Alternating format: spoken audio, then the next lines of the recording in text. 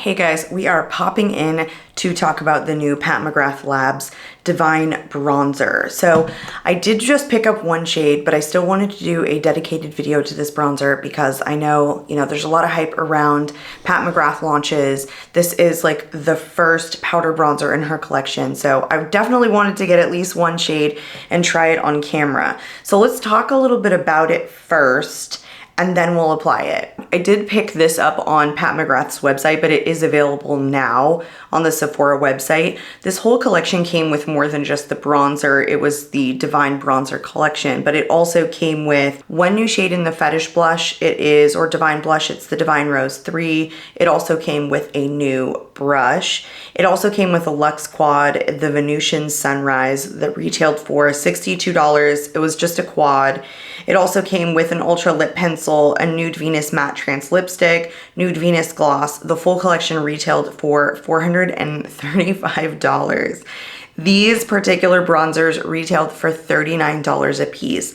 They did come in 8 different shades, which is actually a pretty decent range for a release. Let's look at some of the details on the bronzer. So some of the items in the overview said it's a micro velvet powder, blurring and perfecting, buildable, mistake-proof application, demi-matte and pearl finishes. It's vegan. I picked up mine in the shade Naked Desire, which was the very lightest shade. I thought about getting the second lightest shade, which was called Nude Honey, which is a neutral bronze, but I didn't. I got the one that's like the soft golden bronze. I just figured, like, what if I don't love this formula? I don't want to spend $39 a piece for both. Whereas if it's like a similar formula to the blush, I just haven't been over the moon about the blush. If you've seen any of my videos where I talk about that, it's just an okay product. I don't think it's like a standout item. So if this is a similar formula, then it's going to be okay, but I don't know if I'm going to fall in love with it. So it says, introducing Skin Fetish Divine Bronzer, the ultimate tool for sculpting and defining radiant beauty with the power of the sun. This micro velvet powder bronzer is luxuriously soft and infused with glimmery luminosity for a sun-kissed glow that lasts all day. It's perfect for all skin tones. The colors in Skin Fetish Divine Bronzer are carefully curated to balance red, golden, and neutral undertones. It offers 1 pearlescent and 7 demi-matte finishes. That's very interesting. Like, why 1 pearlescent and 7 demi-matte finishes? Did I get the pearlescent one? I could have. This says that can be customized to achieve your desired level of hot heat and face framing definition. Okay. Formulated to keep you looking radiant from morning to night, Divine Bronzer features a curated blend of oil-absorbing powders and micro-refined golden pearls that lock your complexion into endlessly divine dimension. This regally crowned, sensorily smoothing powder uses translucent, soft-focus powders to ensure a flawless application that leaves your skin with no cast or cakey effect.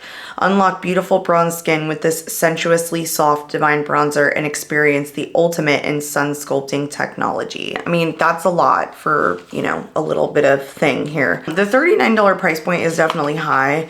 Like, I think a lot of brands are getting to that point that they're just, in the high 30s, and a lot of us are still buying it. I know my House Lab blushes were $38 a piece, so this isn't really far off. And honestly, for Pat McGrath, it's pretty in line with the rest of her price point. So here is the outer carton. It's the same as like the blushes, and then it's like just a sleeve, like an envelope. This was made in Italy, and it does have an 18-month shelf life. Again, I have mine in the shade Naked Desire, which was the lightest one.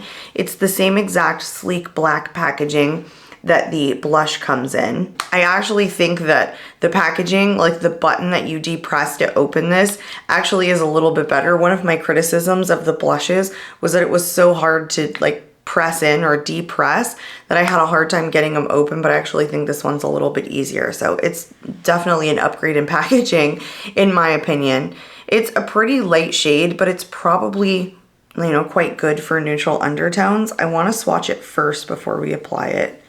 See, I think this is maybe a little bit more creamy than the blush formula. I thought the blush formula was a little bit hard pressed. I, of course, only have one shade, so it could have been like the shade that I have. Here's the swatch. I think it's really nice. I think it's good neutral undertone. I think it's good for people with neutral undertones. It was very velvety soft. This seems to have like a more blurring effect than I think the blushes do. I mean, that's just my personal opinion. I think a lot of people thought that the blushes were very blurring. I thought they were like okay. So let's go ahead and apply this. I picked it up with this brush right here, which is fairly dense, and this is what happened to the inside of the pan. So quite a bit of powder, like quite a bit of kickback. I actually didn't experience that with the blush at all. I'm gonna kind of tap it off. I'm going into the left side. I feel like I did get the one that's radiant. I mean, it's beautiful. It's a nice shade. I definitely like the shade. I approve of the shade for fair skin tones. I think it's like got a tiny bit of warmth to it, but like not too much. I'm sorry, I have like a bug bite right here, probably mosquito bite from sitting outside. I think it's actually a buildable formula. It's very similar to the blush in that I didn't find it overly pigmented. It's definitely not, you know, a revolutionary product. I definitely have a lot of bronzers in my collection that I think are pretty similar to this. It's not, you know, making my skin look 10 years younger or anything. It's definitely a nice shade. I think formula wise, it's definitely buttery and soft. I wanna go ahead and finish up like putting on my blush, and then we'll come back and do some final thoughts. It's not gonna be much more. I mean, I don't know how much more there is to kind of talk about this, but we will be right back. Okay, we are back. You guys, I was testing out some new blushes just now, and so I have two different shades on, and they are pigmented and punchy and crazy. So they went over the bronzer that I had on my cheeks, so you can't really see it. I mean, you can only really see the bronzer kind of now on my forehead. I mean, I just think it's a good shade though. Like, I don't think it's anything revolutionary about the formula. The sum of it is basically you're paying for the name. I don't think that this is better than some of my drugstore products. I think L'Oreal makes a really good one if you want more of a matte finish. I think there are a lot, like even Milani makes like a matte bronzer that's just gorgeous and beautiful. And I think this is very similar to that. I think that the price point here, you're just paying for the name. That's the sum of it. I think the one from Milani, this is the one that I'm referring to. It's the Silky Matte Bronzing Powder from Milani. This is so inexpensive. Here is this one. It does have a little bit of warmth, but it's very similar in like formulation. They're so light, both of them. And so that's kind of cool. This one here is the one from Milani, and then this one here is the one from Pat McGrath. I mean, they're even like similar in shades. I think that the one from Pat is a little bit deeper, but guys, like in terms of like what you're getting for what you're paying, I mean, basically like the sum of it to me comes down to like you're paying for the name, and what you're getting for what you're paying doesn't seem more than like, for example, what Milani is doing for literally a fraction of the cost. That is my full take on it. It is not a bad shade, you guys. It's actually a shade that I really like. It's actually a formulation that's soft and silky and nice, but it's not, for me, like something that I would run out and purchase another shade in because I love the formula so much, because I think there are cheaper alternatives on the market.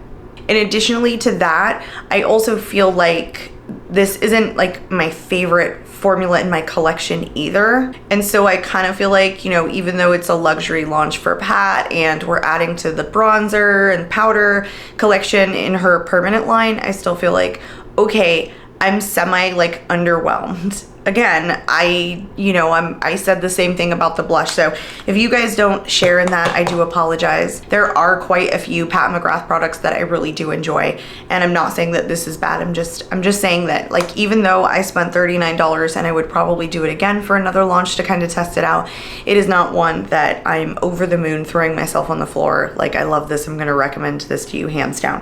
That is how I feel about it. This, again, is just kind of my first impressions because I am trying this for the first time on camera. So, you know, it could change. You never know. Sometimes it does, for worse or for better. So that is my full review, you guys. I hope that you found this somewhat helpful and enjoyed. If you are new to my channel, hi, my name is Carrie. I hope you consider subscribing. And until next time, you guys, I am out of here. Bye.